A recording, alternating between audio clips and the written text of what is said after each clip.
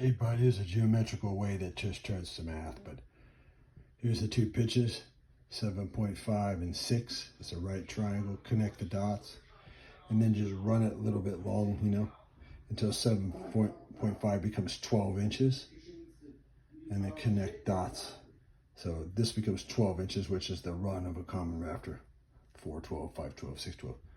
And this so happens becomes 9.6. So this is plan view. This would be in plan view. These are going to be your side cuts right here.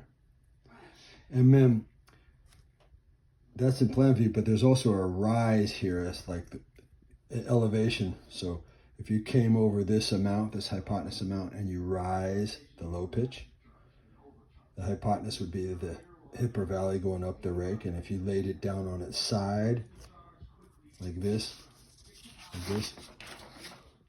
that would be the side of the hip. This would be the level cut and the plumb cut. So this is plan view. This is this cheek cuts looking down on the roof. This is actually looking on the side of the rafter.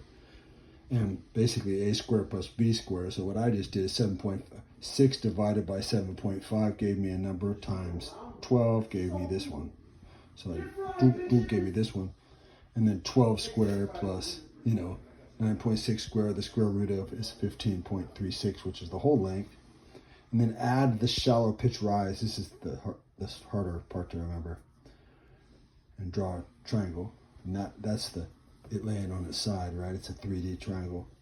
And then a squared plus b squared equals c squared again. 15.36 squared plus 6 squared equals 16.49 squared. And that's the hypotenuse of the hip or valley for every 12 inches of common rafter run. That's in feet and inches. That's 1 foot, 5.5 shy or whatever. We want it in inches, so we divide it by 12 to put it in inches and get 1.374, and that's your line length ratio. Just multiply that by the run, and that'll give you your rafter length. So the run would be whatever the span is minus the ridge thickness divided in half, so it's your run, your actual run. And then I brought this up here to show you the double cheek cut at the top, which are just these two angles, this one here and this one here of the adjacent pitches, man. So anyway, I just drew them out, and you get 6 divided by 7.5 on a tangent, and you can push tangent and it'll give you the angle, right? One will be 38.5, the other one will be 51.5. And these two roof pitches, the ridges will be slightly different heights because actual point of fact, if they were backed, the ridges had a point on them, the points would be exactly the same height. But since they're different pitches, the shoulders would be at different heights. So we don't back the ridges, so we just think in terms of the shoulders, but the shoulders would be at different heights, so just leave them.